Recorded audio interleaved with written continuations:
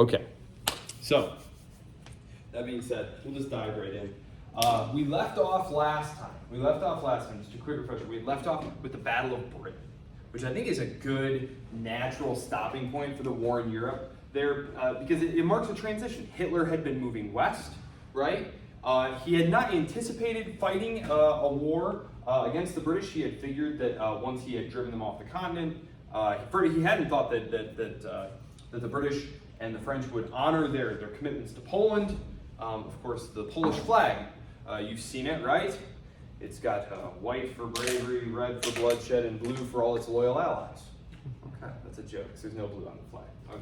So, yes, Poland is devoured. The British and French wave their fists and say, oh, how dare you, we're going to get you for that. The phony war, Hitler decides, okay, they're not actually going to try and overturn what I've done here. He overruns France very easily. We talked all about that. And the Battle of Britain, of course, Britain will not surrender, so he decides we're going to invade the Isles. His generals are horrified. They hadn't planned for this. They very quickly throw together something called Operation Sea Lion. The absolute only way this is going to work, though, is if they can obtain air superiority. This is why the Battle of Britain is so critical, because by holding the air over the channel there, they make it impossible for the Germans to invade. And Hitler is going to basically decide to just leave the British there. The British, after all, have been terribly crippled. There is absolutely no chance that the British are going to be able to project power onto the continent anytime soon. Hitler believes that he's got a coalition put together in the Vichy French and the Italians, and at this point he assumes Franco-Spain, even though Franco-Spain ultimately won't help him, which is going to be something that really miffs Hitler, because of course we talked about this in the course of the Spanish Civil War. Hitler had been a big supporter of Franco, and when he turns around and goes in 1940 to meet with Franco, Hitler writes that it's like chewing rocks trying to get a negotiation going with this guy, because he'll agree with everything I'm saying, and then he just raises difficulty after difficulty after difficulty. Like, oh, you're absolutely right. Oh, but then there's this, and well, what about this? And he's got all these demands too. Hitler is trying to keep the French on his side. Remember, he puts a collaboration. The actual government of France signs a peace with Hitler. Like de Gaulle and all of them are not the legitimate government of France. They just declared themselves the government and are sheltering in London. The actual French government are collaborating with them. And because of this, the Nazi government, Hitler, lets them keep their fleet. Hitler lets them keep all of their colonial possessions. And so that rump France, Vichy France, is expected to be like a participant in these endeavors with Hitler. And he's trying to put together a coalition of the Italians, the Vichy French, and fascist Spain to sort of cause enough problems for the British in North Africa and stuff that Hitler can turn toward what ideologically he has been aiming at the whole time. We spoke about this in the context of our 1930s discussion, particularly with Stalin, the Soviet Union. Stalin had been a big advocate of, well, I should say it was his foreign minister at the time, was a huge believer in collective security. Recognized once the Nazis came to power that, the Judeo-Bolshevik conspiracy, and we talked about how Hitler sort of associated Jews and Bolsheviks as being, sort of a one-to-one. They're basically the same thing. When we look at the order, the Commissar order later today, he said, who is the Einsatzgruppen going to kill? They're going to kill commissars, saboteurs, Jews. It's just all one thing, right? Hitler is going to move east. Stalin, well, I guess we'll get to that. I know everyone wants to hear about Operation Barbarossa, but that's where we left off. Stalin is fighting his war in Finland, which is a huge debacle. This encourages Hitler's ambitions to go and fight him. Okay, so some major things we're going to talk about today. Obviously, the German invasion of the Soviet Union. Sort of the turning point. So we had one turning point here at the end of 1941 where the war in the West is going to basically be put on ice and Hitler's going to shift east.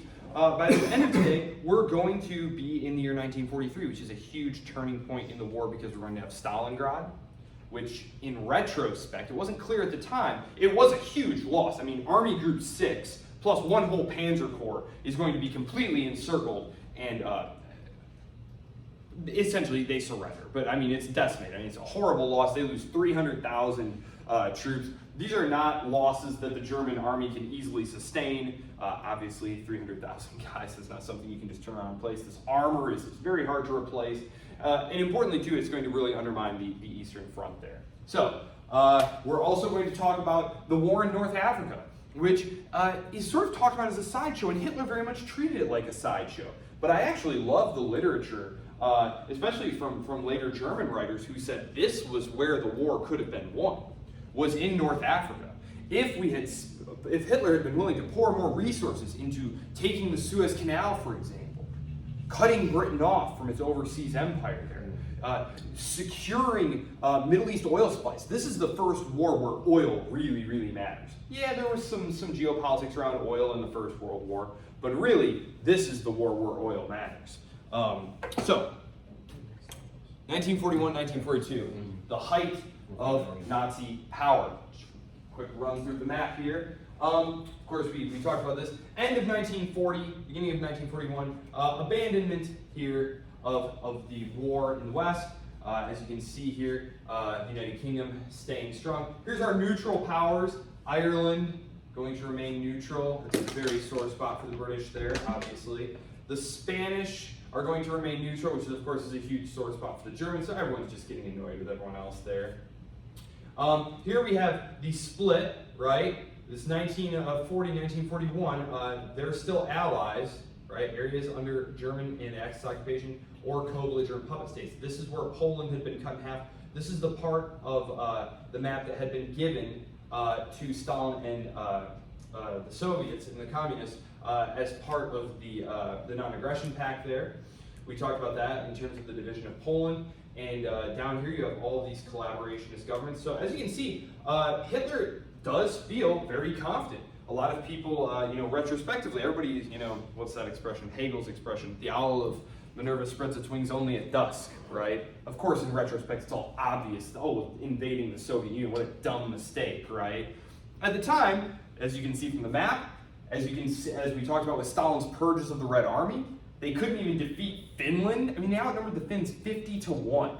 They had the largest army, air force, and armored divisions in the world, and they couldn't even defeat Finland. It seemed, and there was a lot of propaganda too, that, how much of your home cooking are you believing yourself? The belief that, the Soviet Union was a house of cards. We need only kick in the door, said Hitler, and it will crumble. World War I played a part in this. The Germans had tremendous success on the Eastern Front in World War I, if you remember. Caused the government to collapse. They thought, well, this is exactly what will happen again. I mean, look how unpopular this communist government is. So, Hitler, of course, is ideologically convinced that war in the East is going to come. If you read Mein Kampf, which I take him at his word, that he really believed these things. He certainly behaved as though he believed these things. So he believed that there was going to be a confrontation between Asiatic Bolshevik despotism and the Aryan Anglo-European race, and that they were at the forefront of that, and that they needed to create cleanse this area, and of course Lebensraum for the new German superior Übermensch was all part of that as well.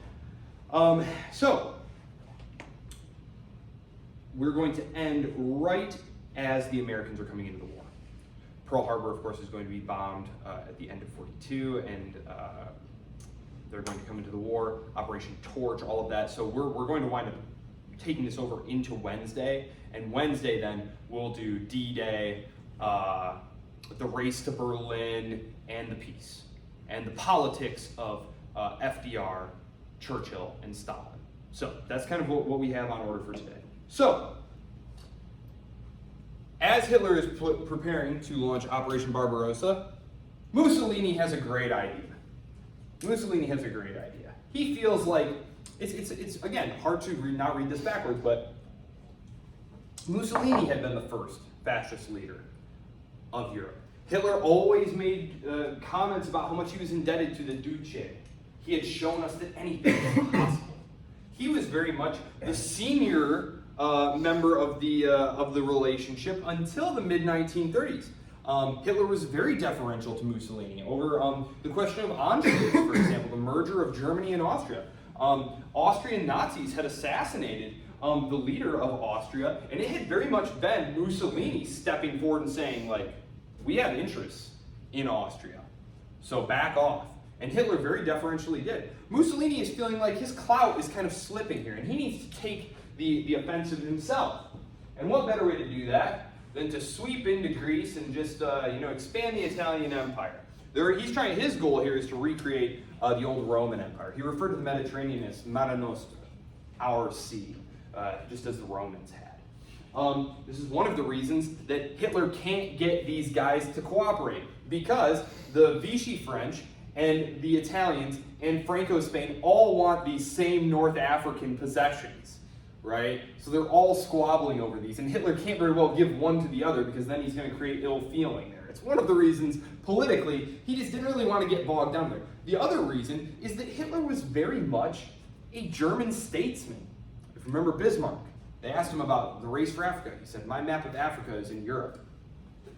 Hitler was very Eurocentric. He didn't really see the need to expend resources on Africa. Whoever controlled Europe would eventually control Africa, so it was irrelevant.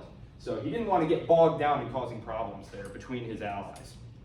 So, October 1940, right as the British are fending off the Nazis, Mussolini decides to surprise Hitler.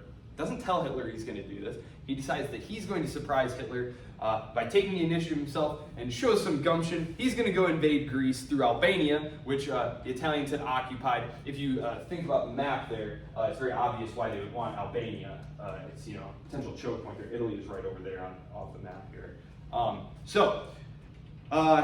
Wants to extend influence into the Balkans, help control the Mediterranean there.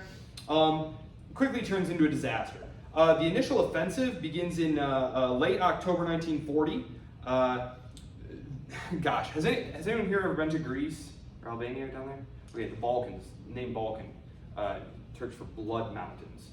This terrain is very difficult, very difficult. You're not racing armored divisions across open plains here. And this is of critical importance. It's something that the Germans are going to run into problems too when they move into Yugoslavia and when they move into the Caucasus.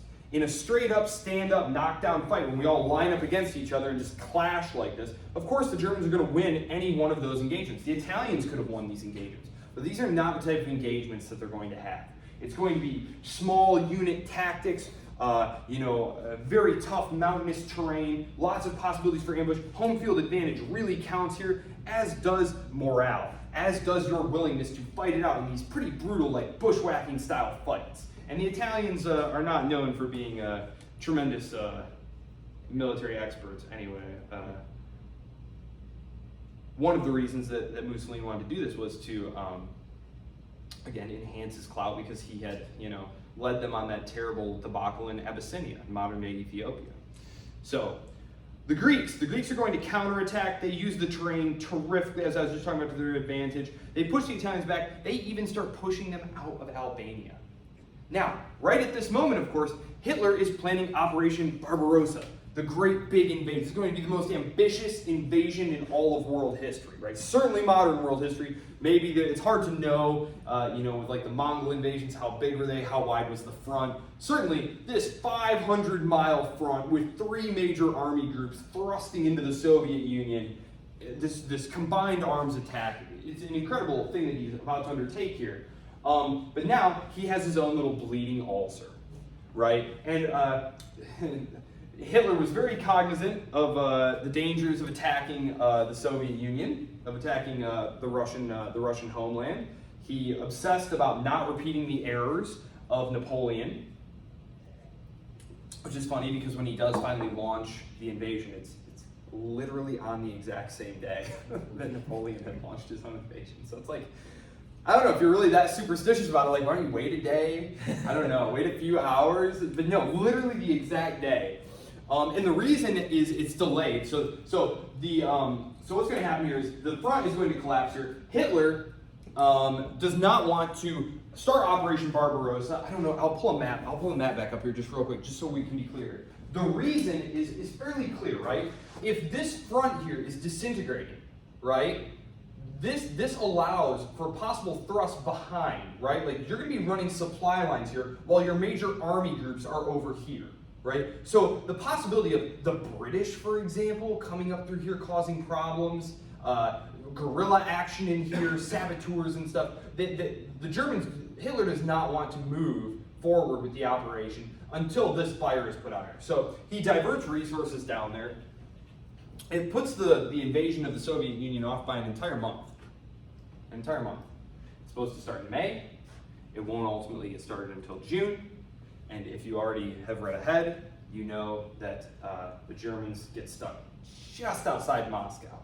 They just get caught in the winter weather. And so, of course, there's always the question, had this not happened, had the Germans been able to get started a little bit sooner, would they have been able to take Moscow? The reason I sort of have a problem with this is it was a very, very wet spring, an exceedingly wet spring. And so, crossing these rivers, the roads in the Soviet Union, as we're going to talk about, from the air and from the maps, you see, oh, there's roads all over the place. Well, the Germans are thinking like Autobahn type roads, right? Actual roads. When they got there a lot of times, though, it was dirt tracks, basically, right? The armory was getting bogged down. We actually see this same thing happening in Ukraine, right? When is the fighting season? Well, we gotta wait for the ground to firm up. And it's like, the more things change, the more they stay the same, right? This is the exact same problem that the Germans are having, right? They can't go blitzkrieging across there if they're getting bogged down in this horrific mud. And I mean mud, like a real mud. So, it's very wet, very rainy. It's not clear to me, even if Mussolini hadn't done this, that Hitler would have been able to launch this attack in May as planned. It was a historically wet. I forget how, it was like the wettest spring in something like 60 years, and there wouldn't be as much rainfall for like another 6 years. Like, it was a historically bad spring as far as rain goes. So, overall, the Italian invasion of Greece fails. Total military debacle for Mussolini. Yet another black mark there on his military record. And of course, it complicates Hitler's plan. Okay. I don't know. I'll do a little bit. I'll do a little bit of internal Italian stuff here. Let me jump back here. So Italy, obviously, you all know that one. Mere geographical expression, right? Italy has just been united. Several decades ago, we talked about that. The Italian War's unification. Mussolini's hold over the country is fragile. It's fragile. Italy is a very tough spot to move troops around. We talked about the benefits if you are a centralizer. If you want to control things centrally, the ability to quickly project and move troops around and to quash dissent. Italy is not that way. Italy is not that way at all. Mussolini is actually going to be removed from power twice and ultimately killed by the Italians themselves. So his hold on power is extremely tenuous. This is just another instance, just like I said, another black mark that's going to further weaken him internally and internationally. So, the need to rescue Italian forces stabilize the situation. Yes, okay. So, I think we're going to do North Africa now. Okay, I'm going to jump down to the Africa campaign real quick. So that's the Italian-Greco War. This is what Africa looks like at this point. Okay? Possession-wise. Okay, so these are the key British holdings, right? As you can see here, the British are fighting to keep this, even though the Italians have moved into, this is modern-day Ethiopia right here. Right? The British want to keep this waterway open to be able to get to India, to be able to access the colonies, to move troops around. It's a world war, not only in the sense that there's fighting going on all over the world, but when you have engagements being fought, for example, at the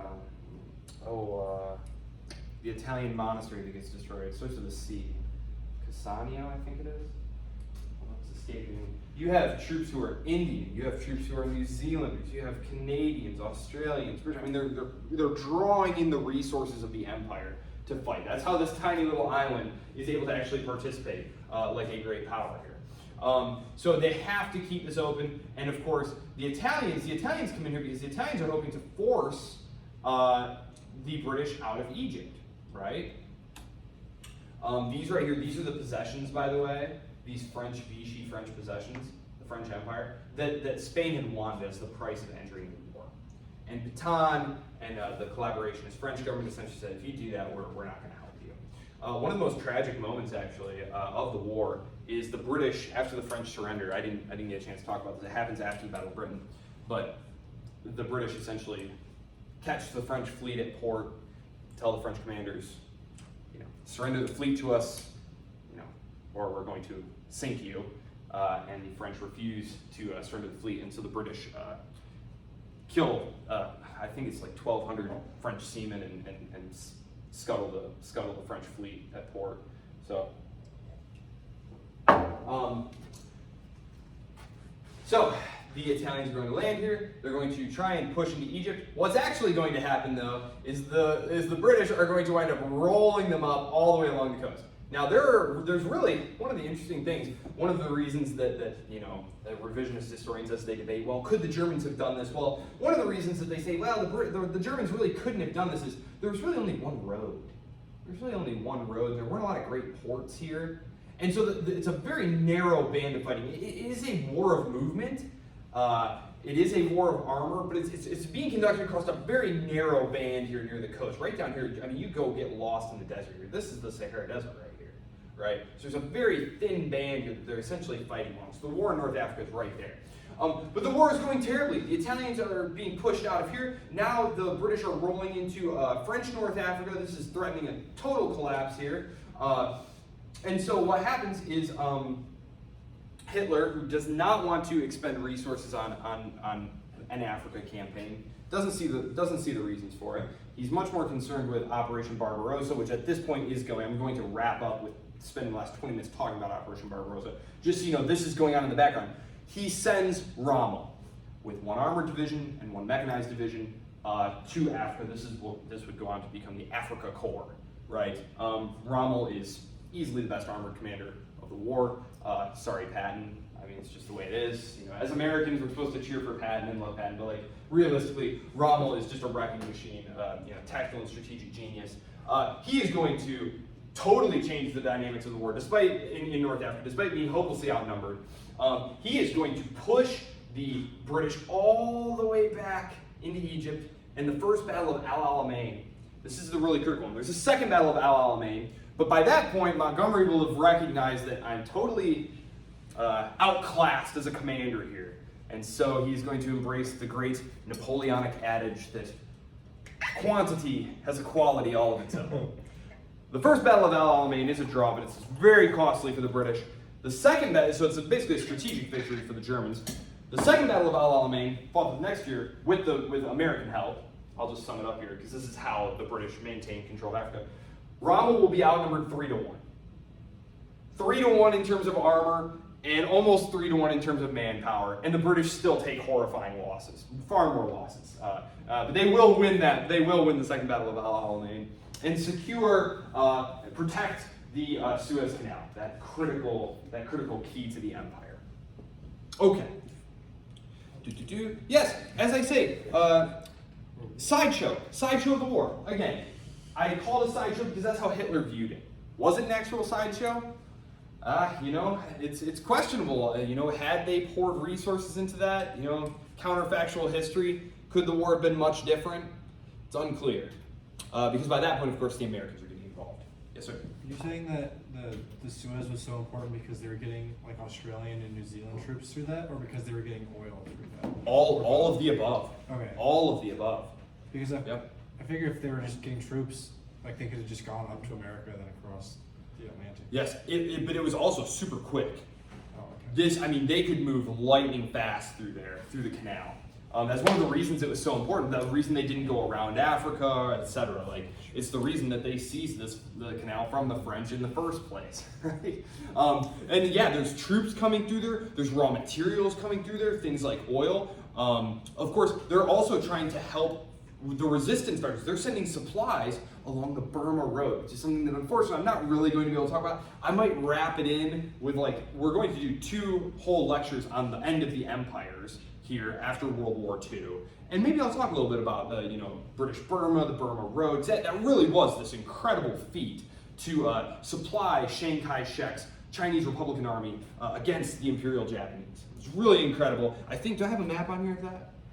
Yeah, I do. Okay, I talked a little bit about Japanese expansion at the end. Yeah, I'll mix that in there. Okay. Do the Italians not have a fleet in the Mediterranean then? Or like a formidable one? Oh, not a formidable one at all. No. Not a formidable one at all. That's another reason that these counterfactual historians need to kind of address the fact that, well, these troops can't just magically be in North Africa. You need the shipping capacity to get them there. You need to be able to defend these ships as they're going across. And the Italians just don't have that. To this day, Italian manufacturing is very small, very underdeveloped. And most of it's in the north. The south is, to this day, it's so bizarre going there. The closest thing, and I'm Italian through my mother's side, love Italy, go there a lot. Driving down into the boot of Italy, the only thing that I can compare it to is driving through like West Virginia, like Appalachia. It's like, it's sparsely populated, it's very disjointed, very mountainous, and like quite poor. GDP, one of the reasons that GDP is so misleading is it aggregates the whole country, right? But the average person living in Milan is far, far wealthier and has a far higher standard of living than anyone living in Calabria, which is one of the Italian provinces now, which is where my wife's family is from, actually. We're both from Italy. Okay. Digital technology, I actually found my great-great-grandfather's mining card, the Michigan Tech up there. They digitized the whole database, and so I found my great-great-grandfather's little mining card. He came across as a miner, mining copper up there in the UP in 1851. So he got out of there right in time. He looked around and said, "A lot of war about to break out here. I'm getting out of here." Thank you, great-great-grandfather. Okay, Operation Barbarossa. So, we talked about how in late 1940, Hitler throws in the towel and says, those British, all right, they're not going to negotiate with me, but I can't knock them out of the war. Forget about them. I've got bigger fish to fry here. Of course, right in those intervening 6 months, while they're trying to prepare, they're also trying to help the Italians bail them out in Greece, bail them out in North Africa. In the meantime, they're assembling 3 army groups. Now, these army groups are called North, Center, and South. Yes, that is a useful way of thinking about them. Their objectives are going to change and they're going to get moved around a lot. So if you are a huge World War II fan, if you wind up reading more books, studying it, just know that these army groups are going to move around a lot. This sort of is just how they start the war. Like one of them is coming through the Baltics, one of them is driving straight through onto Moscow, and then one of them is being diverted south through what is now Ukraine. Their objective was arguably the most important because what Germany lacked, and this is why there's such a focus in revisionist German history on the Middle East, Germany has no oil. No oil of their own.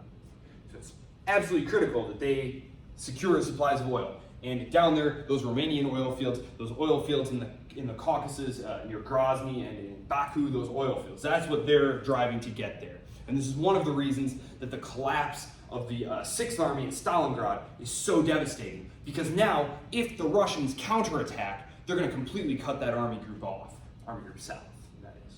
So, all right, getting a little ahead of myself there, but okay, the war in the East.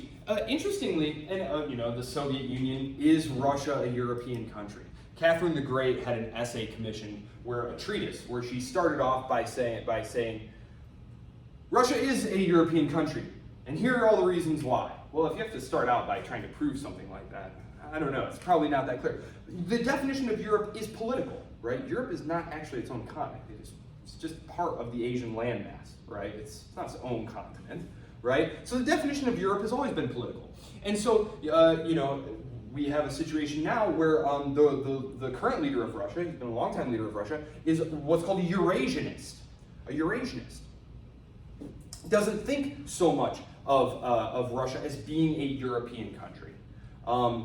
It's very interesting, actually. Throughout the course of Russian history, the relationship tends very much to be driven by the personality of those at the top. We see this especially in the Napoleonic Wars, too. The way that these foreign policy moves can kind of snap back and forth, depending on who is in control. The Great Patriotic War, in terms of internal Russian propaganda purposes, it's interesting that there was no appeal to Marxist theory or anything like that. Stalin goes full-on Russian national patriotism. Russia, of course, is an empire, right? Just like the United States, it was a settler colonial empire. It expanded, absorbed all these people. But the great bulk of the people are called the Great Russians.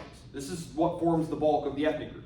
Actually, right now, Russia is in a process of, great Russians are in a process of about to become a minority within the Russian Federation there. They have so many other minority groups, and the Russian birth rate has been so low for so long. And of course, they lose, millions and millions of people here in the Great Wars.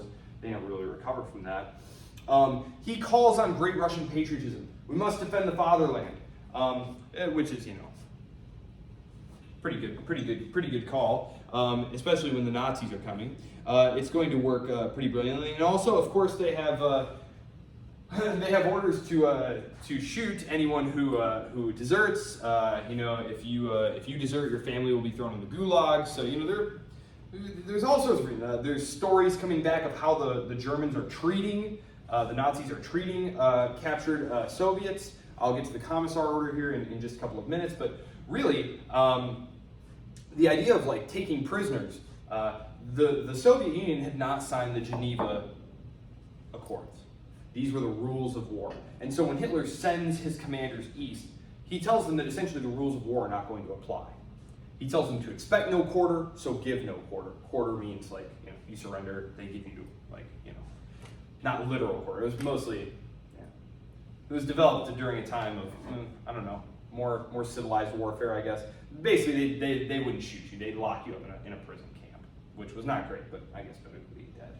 So, no quarter. Okay, so Operation Barbarossa.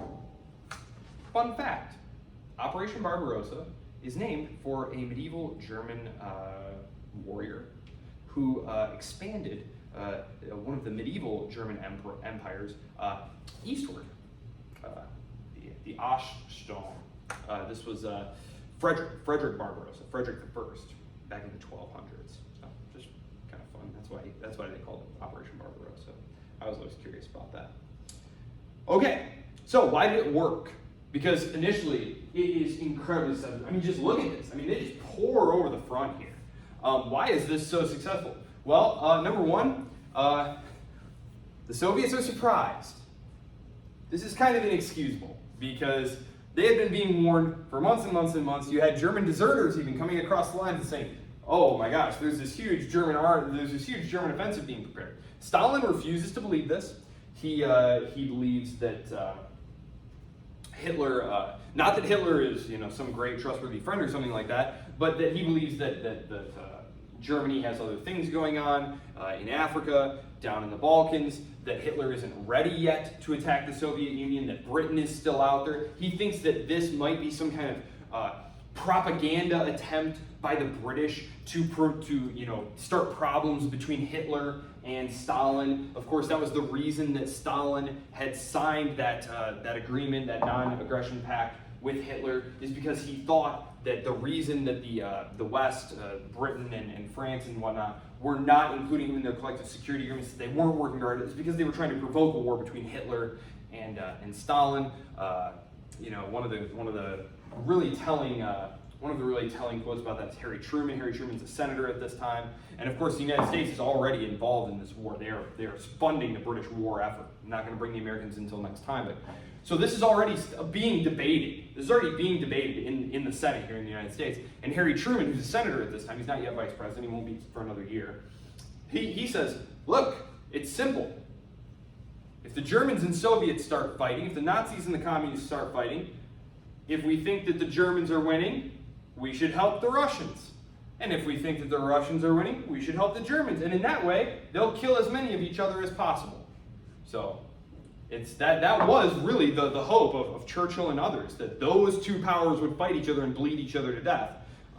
So Stalin essentially refuses to believe it, refuses to believe these reports that are coming in, does not give the information that he has to his commanders on the ground. And so they're completely caught off guard. Stalin refuses even to believe the reports that they're being fired on for almost a whole day. He has commanders, radioing in, telephoning in, telegraphing in, saying, we're under attack, and Stalin believes that it might just be individual commanders taking initiative, and that Hitler doesn't know this, and Hitler's going to call it off. Of course, that does not happen. The German military, of course, using blitzkrieg tactics, blasting their way, using combined arms, tanks just rolling right through these areas, covering tremendous amounts of ground in very, very little time. The Soviet lines are very, very strung out there. As you can see, this is an impossibly long front here. It's an impossibly long front. What's that old saying? If you're defending everywhere, you're not really defending anywhere. So, superior training and leadership. Remember, the Red Army is still recovering from these horrible purges, which didn't just affect the top-level brass. This affected everyone, all the way down through the ranks of the non-commissioned officers. By contrast, the Germans were impeccably led, had great leadership, especially at the level of NCOs, non-commissioned officers, that is. Logistical superiority. They had been planning for this. They had supplies ready, supply lines, efficient networks of transportation. Air superiority. The Soviet planes are all back there. The Soviets have a massive air force, right? But a lot of them are back there. A lot of them are on the ground, and they get caught on the ground, much like the Americans at Pearl Harbor. They're going to get caught on the ground. Something like 1,200 Soviet aircraft are going to be destroyed within the first few hours of this invasion. Totally cripples Soviet air power in this part of the theater. Then, oh boy, and this is something that again comes up today. There were a lot of collaborators with the incoming Nazi armies. This was true in Lithuania. It was true in Ukraine. You may have heard of Stefan Bandera. He comes up in the news every once in a while now. He's a Ukrainian national hero, but he was a collaborator with the Nazis. These Eastern European nationalists initially saw the arrival of the Germans as help to throw off the hated communist regime. You have to think, if you were a Ukrainian, you had lived through horrible repression under the Soviets, right? And so anyone who's, the enemy of my enemy is my friend, right? So there's a lot of collaboration that goes on behind the lines. This is going to obviously weaken the Soviet war effort there. So overall, this combination of surprise, superior tactics, training, leadership, logistics, and initial Soviet foolishness and weakness contributes to these early rapid German successes in Operation Barbarossa. But what's really going to happen here is that they're going to be tempered not so much by the Russian winter, which isn't going to set in for several months, so much as by the vastness of Russia, the absolute vastness of the Soviet Union, and eventual Soviet resistance in key areas. Because what's going on here is, after the initial shock occurs, the Soviets start tactically resisting, right? They're withdrawing in the face of German pressure, but they're doing so slowly, right? They're fighting at key strategic points before withdrawing, and they're fighting oftentimes down to the last man. This is one thing that the Germans had not really prepared for. The fighting in the West was nothing like what they would experience in the East. In the East, it was real total war, where guys are getting killed down to the last man. Like, no one is surrendering on either side. Eventually, Paulus's army will surrender, the 6th Army that's encircled outside of Stalingrad. But on the whole, there's just absolutely brutal fighting. You encounter this in every German war diary that you find, every account from the Eastern Front, that they comment on just how insane these Soviets are. They don't seem to be afraid of bullets, and how they're just made of steel, and they're like animals. No sane, civilized person would allow themselves to be directed to fight in this way. And so it's going to really, really wear on the Germans, because they're taking all these key strategic objectives. They're moving forward. You look at it on the map. Oh my goodness! Look at all this great success, but it's chewing up tons of Germans. It's chewing up tons of German armor, and the Soviets don't appear any closer to surrendering at all. Stalin very famously orders. This is actually one of the most impressive things of the whole war. Stalin orders all of the industrial capacity here. See these cities, this part of, sometimes it's called European Russia, okay? It's the part that has all the industry and stuff. Stalin orders all these factories taken apart, literally, take these factories and machines apart, put them on trains, and move them out past the Ural Mountains and into Siberia, where they put them back together beyond the reach of the Nazis. And it's the second largest economy by the end of the war. I mean, they're not quite cranking out material the way the Americans are, but it's pretty close, and it was all because Stalin had them move all these, literally took these factories apart and moved them. So, okay. Eventually, the winter is going to come. Hitler had not prepared for a winter campaign. You read all these horrifying accounts of these Germans literally like freezing to death, right? Like they're out there in clothes like this in the Russian winter. It's going to be so cold, you have to keep a fire, like a literal fire lit under the tanks to keep the oil and gas from freezing. The supply lines get very bogged down. Guys are starving to death. This is not the end of the story, though. It's not like Napoleon, where his army gets caught, in that winter, and then in that horrible withdrawal, it's basically over. No, this is a setback, but it's not considered by any means back at headquarters to be anything that we can't overcome. If you're the Nazis, they're preparing to attack once again once the spring comes. But the winter conditions are really going to slow down, stop the German offensive entirely just outside Moscow. This is where Stalin has concentrated his forces, and they've launched an incredible counterattack in the middle of winter, which is something that the Germans were not at all prepared for. The German soldiers were very ill-equipped, frostbite, hypothermia. The Russians are going to come blasting into them and drive them off away from Moscow. This is during the middle of winter. Over the winter, Hitler. So he had been correct in a lot of his gambles prior to the war, and this had given him some credibility among the general staff. And so he didn't, at this point, have just a bunch of yes men on his staff. He would eventually, he'd start firing any general who really disagreed with him. But at least at this point, the generals are kind of willing to hear him out here. Hitler changes the objective. He changes the objective midstream. He says, you know what? It actually doesn't matter if we take Moscow. More important is that we go off and find the rest of the Red Army here. We need to destroy the Red Army here in Western Russia. We need to support, as you can see, there's a large amount of troops here being diverted down there. So he's going to start changing objectives, and he's going to do this multiple times, right? And just look at these vast distances involved, right? This is chewing up oil and manpower, and it's wasting time, too. It's wasting time. At this point, once Operation Barbarossa fails in its initial objective to beat the Russians out of the war right away, now time is on the Soviet side. The Soviets are only going to get stronger as the war goes on. The Germans are only going to get weaker. So there's a lot of critical time wasting going on. So Hitler's strategic decisions, including his insistence initially on capturing Moscow, then going away from trying to capture Moscow, are going to contribute to this failure here. He's going to split German forces. As I said, the Soviet counteroffensives are going to be incredibly successful. And so this is a huge turning point. The big turning point will come next year at Stalingrad. What happens here is this large army group here is moving down here. Hitler is very concerned about securing these oil supplies down in the Caucasus.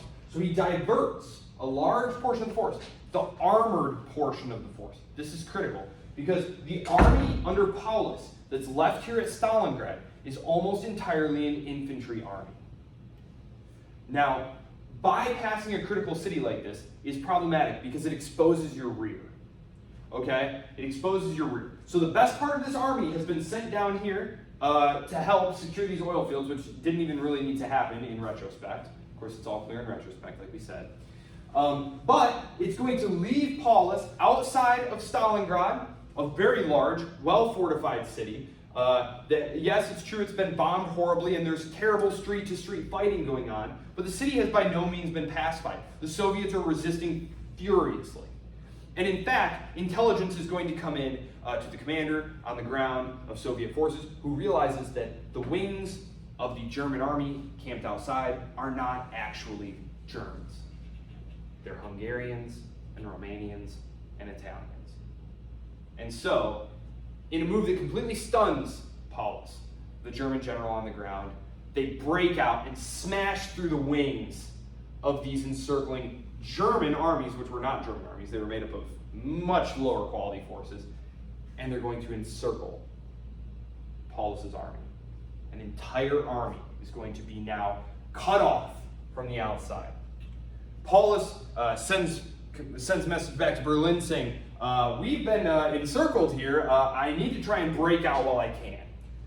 may I have your permission, Fuhrer, to try and break out of my encirclement? The Fuhrer says, no.